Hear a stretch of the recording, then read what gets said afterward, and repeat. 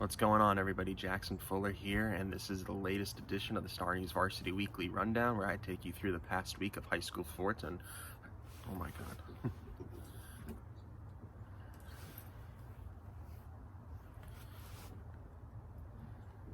What's up, everybody? This is Jackson Fuller, and this is the StarNewsVarsity Weekly Rundown, where I take you through the last week of high school sports, and we take a quick look at what's coming down the road in the local high school sports scene. Gonna start today, this cold Sunday morning, fighting through the conditions out here with the cross country, and what a weekend it was for Hoggard. The girls cross country team brought home the first team state championship in Wilmington public school history. The Vikings won by 31 points over West Forsyth, a school from Winston-Salem. And the Hoggard, they're such a young team. Girls like Molly Parker and Sarah Martin, freshmen who are going to be back for the foreseeable future. Shay Hofacker, another freshman. And then a couple senior leaders in Jenna Pellizzari and Sloan Fleming-Hickey. Hoggard runs away with the state championship. Kind of expected it coming into the weekend, as long as they all did what they've been doing all year. And that's exactly what they did. Laney finished in 5th place. I believe Ashley finished in 8th place. Ashley's Paxton Chitty had the best time of any local girl at the 4A championship, and she was a 6th place finisher. And Olivia Buffalini also in the top 10 for the state from Laney. She finished in 8th place.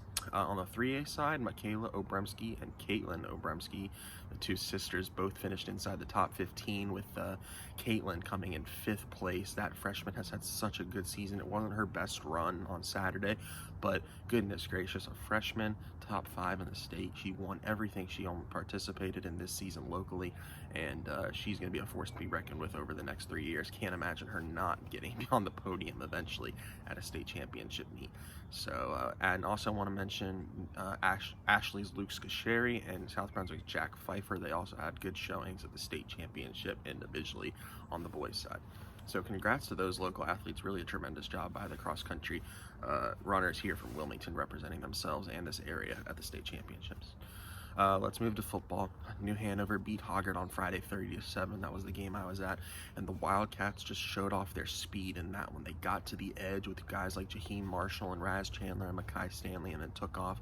Hoggard couldn't match them with the speed on the outside, and the Wildcats clinch an undefeated season in the MEC. Dylan Dimmick, his first year at New Hanover, is a rousing success, regardless of what the Wildcats do in the playoffs, which we'll be talking about a little bit later in this video. West Brunswick beat South Brunswick 28-0, so the Trojans are the champions of Brunswick County. They finish off a 9-1 season. They're going to go for win 10 next week in the playoffs. Topsail beats North Brunswick 20-13, which I thought might help Topsail's seeding. It ended up not really doing much for them, both those teams in the playoffs. And then Laney beat Ashley 14-6. Which was just a game all for bragging rights. Those two teams had really difficult seasons, with the Buccaneers win that one to finish off their season with a second win in the MEC and overall. And then let's talk boys soccer. What a week it was for two local schools here. New Hanover edging a win in the first round of the playoffs with a 1-0 result, and then Saturday they just absolutely ran over Western Alamance 5-0, a hat trick from Charlie Letson. The Wildcats are in the third round of the playoffs, and Hoggard.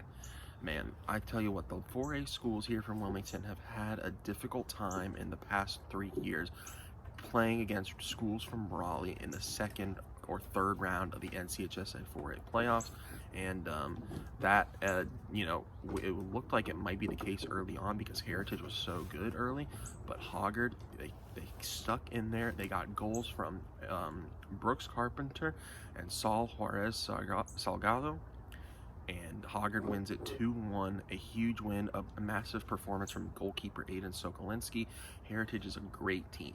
Hoggard was the home team. They were the higher seed, but I think Heritage is one of the top teams across the state, and the Vikings find a way to get the win. They're advancing to the third round of the playoffs, and let's jump right from there, talk playoff action in the area.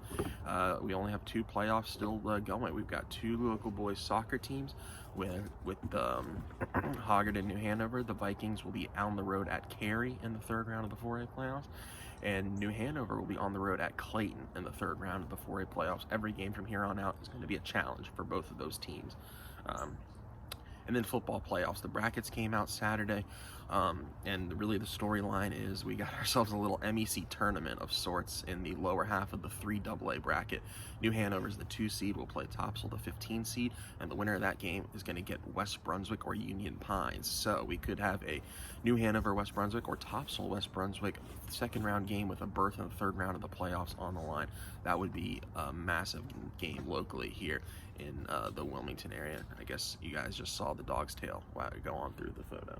He didn't want to come inside. It's so he's a husky. It's so beautiful out here, so for him at least. So anyways, so New Hanover Topsail going to play in the first round for the second straight year, and you know, there's no perfect system for high school playoffs for bracketing with this crazy wide state here in North Carolina and all the schools that we have.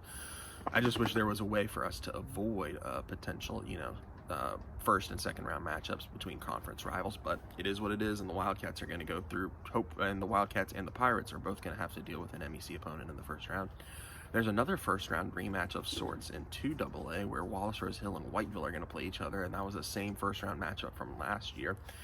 You know, obviously a lot of storylines there with Coach JP Price over at Whiteville being a Wallace Rose Hill kid under his father Joey Price, an assistant there for such a long time. Whiteville will be the home team, which wasn't the case last year. Hoggard got a first round bye, and I know and people on Twitter and Facebook have been frustrated with that. Look, that's just the rules. Hoggard's gotten, you know, they've gotten screwed by, you know, the playoff seeding from time to time. This year they you know, got a gift in a way to get a first round bye as the 4 seed. You know, they took care of the business that the rules had in front of them. They beat Laney, they beat Ashley. They were the best 4A team from this conference, you know, a weak 4A conference, but still they're the best 4A team. They're going to get a top seed, and they're going to play, I can't remember off the top of my head who is on the opposite side of that bracket, but I know Green Hope is one of the teams that they could play in the second round of the playoffs. So, and that game would be at home. So Hoggard's going to get a bye and then at least one home game in the playoffs, and the Vikings have a chance here to prepare for an extra week and try and turn things around in the playoffs. And let's see, and then North Brunswick is the final team, that local team that also qualified for the playoffs. They're in the 3A single bracket. They're the 15 seed, and they will be on the road at Havelock. Huge test for the Scorpions, who will be the underdog, but a nice little measuring stick game where they compare to some of the other teams, you know, not in the Mid-Eastern Conference, but a good 3A team from across the state.